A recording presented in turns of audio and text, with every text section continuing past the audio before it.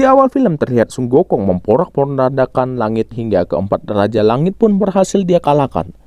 Karena sudah tak ada yang bisa menahannya, Raja Langit pun meminta kepada Dewa Rulai untuk menghentikan Gokong yang akhirnya Gokong didekap di bawah gunung 5 elemen selama 500 tahun.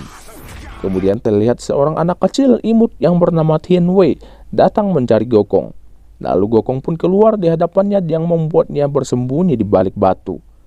Gokong berusaha ingin keluar dari tempat itu tapi selalu gagal. Anak kecil yang memegang tongkat Dewa Tai Pai itu lalu mengatakan jika Dewa Tai Pai lah yang menyuruhnya datang. Langsung terlihat Dewa Tai Pai di belakangnya yang mengatakan Gokong sudah bisa bebas sementara dan kerajaan langit memberinya sebuah kotak dan Sun Gokong harus mengantar kotak itu ke Gunung Fangchun yang akan ditemani oleh Tian Wei nanti. Tapi tanpa berkata banyak, Gokong langsung pergi dari tempat itu dan meninggalkan Tian Wei.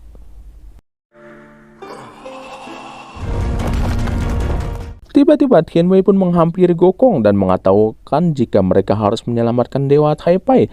Jika tidak, maka siluman akan menghabisi Dewa Tai Pai. Lalu terlihat seekor siluman raksasa mengejar seorang cewek siluman juga, dan siluman cewek yang bernama Huayin itu langsung dibantu oleh Gokong hingga terjadi pertarungan di sana di mana akhirnya Gokong bisa menghabisi siluman raksasa itu. Huayin lalu meminta bantuan kepada Gokong agar membantu menyelamatkan temannya yang ditangkap oleh siluman, tapi Sun Gokong menolaknya. Tiba-tiba Dewa Tanah pun muncul dan mengatakan jika Dewa Tai Pai telah ditangkap oleh Raja Siluman seperti temannya Huayin. Karena tak mau membantu menyelamatkan Dewa Tai Pai, Dewa Tanah pun merendahkan kemampuan Gokong yang akhirnya membuatnya dia marah dan mau membantu mereka. Malamnya mereka pun menyamar dan memasuki wilayahnya Raja Siluman untuk menyelamatkan Dewa Tai Pai dan temannya Huayin. Di sana terdapat banyak sekali siluman kecil yang merupakan anak buahnya Raja Iblis. Gokong mengatakan jika dirinya adalah Raja Kerasakti yang pernah mengacaukan langit, tapi para siluman di sana mentertawakannya karena tak pernah mendengar nama itu, malah menyebutnya monyet liar. Gokong pun marah dan menghajar mereka semua dengan diiringi lagu. Mantap juga.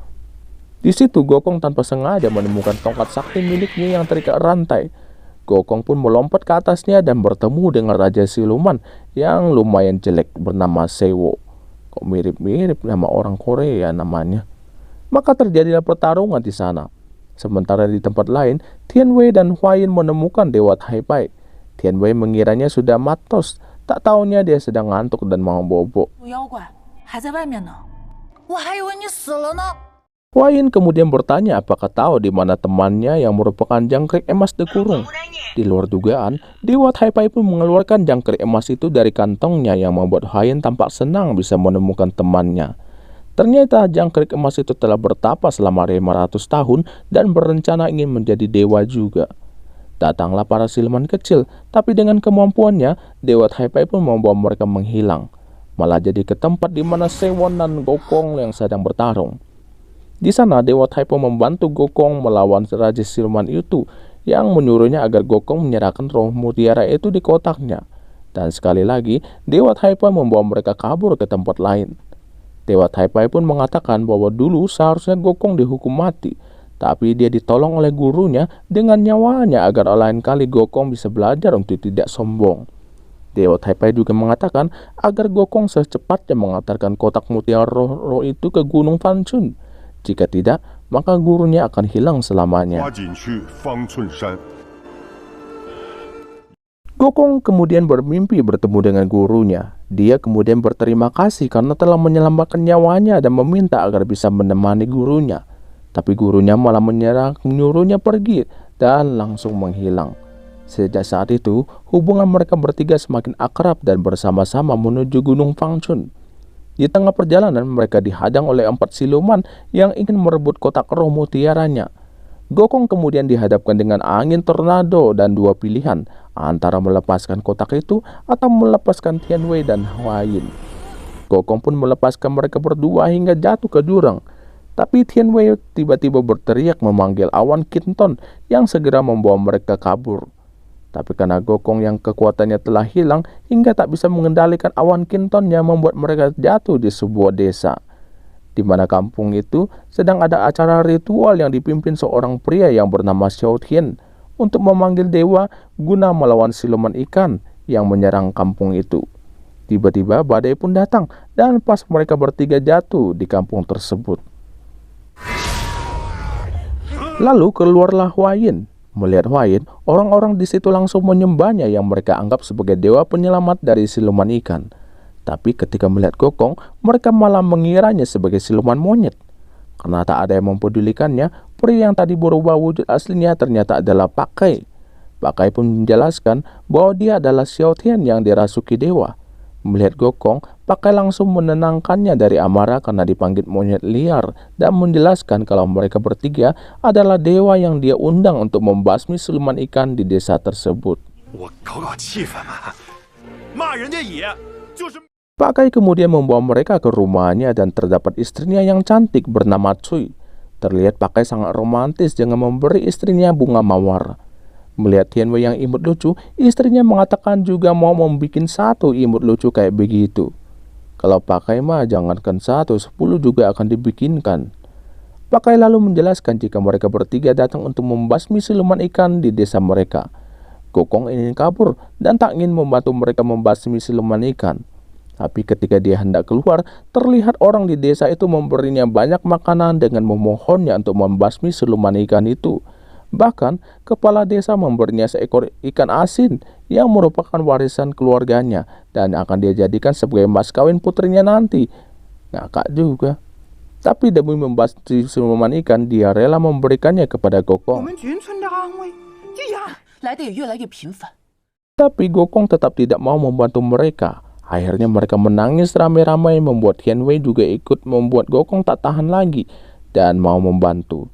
Tapi Gokong mengatakan jika dia sudah tidak mempunyai tongkat saktinya lagi.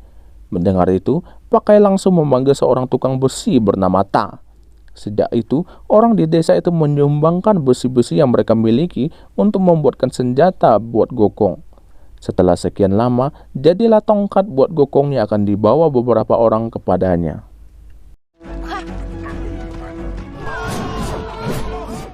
Gokong pun berdiri di tepi sungai dan datanglah siluman ikan itu ingin memangsanya, tapi dihajar Gokong hingga ke daratan dan terlihat wujud aslinya dan terjadilah pertarungan di sana.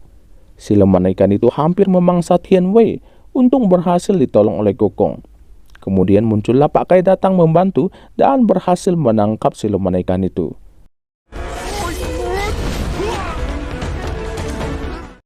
Malamnya orang di desa itu pun merayakan dan berterima kasih kepada Gokong karena telah berhasil membantu menangkap siluman ikan tersebut. Tapi Gokong malah berterima kasih kepada Pak Kai.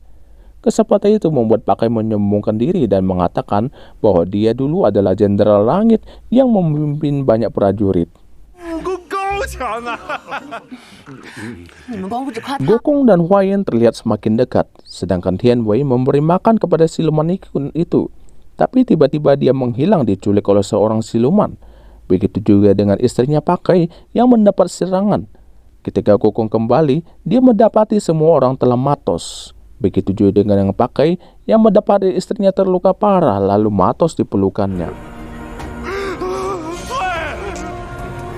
Raja siluman itu pun muncul dan ternyata semua itu karena ulahnya. Raja siluman kemudian meminta agar Gokong menyerahkan mutiara roh itu kepadanya. Terjadilah pertarungan di sana, tapi Gokong masih kalah karena kekuatannya telah hilang. Ketika Raja siluman itu ingin menghabisi Gokong, tiba-tiba Tian Wei berteriak dan terlihat perisai yang melindungi mereka. Di situ baru ketahuan ternyata roh mutiara itu adalah Tian Wei. Siluman ikan datang untuk membantu Tian Wei, tapi kena hajar Raja siluman itu juga. Raja siluman itu kemudian menyerap energinya Tian Wei. Gokong mencoba bangkit untuk melawan Raja siluman itu, tapi dia malah dihajar hingga tak berdaya. Huayin pun menangis melihat Gokong yang tak sadarkan diri. Tiba-tiba datang Dewa Taipai mengatakan kepadanya bahwa hanya Huayin yang bisa menyelamatkan Gokong dengan mengorbankan dirinya untuk Gokong. Huayin kemudian meniupkan serulingnya dan terlihat jangkrik emas itu terbang ke arah Gokong. Dan dia bermimpi bertemu gurunya lagi. Gurunya mengatakan jika hati Gokong telah bersih dan mengembalikan roh mutiara itu, ke kotak itu kepada Gokong dengan mengenali dirinya sendiri yang akan bisa mengarahnya untuk pulang.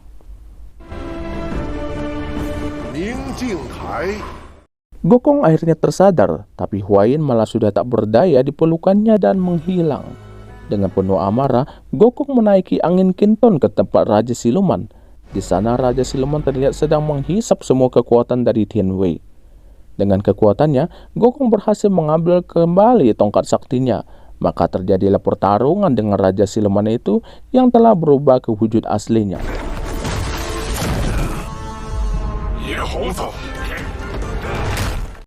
Raja Siluman itu pun terkena pukulan tongkat sakti Gokong dan akhirnya matos.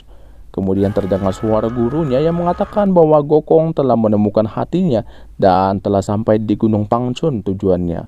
Dan terlihat juga Tian Wei dan Huayin yang memanggilnya, tapi berangsur-angsur menjauh darinya.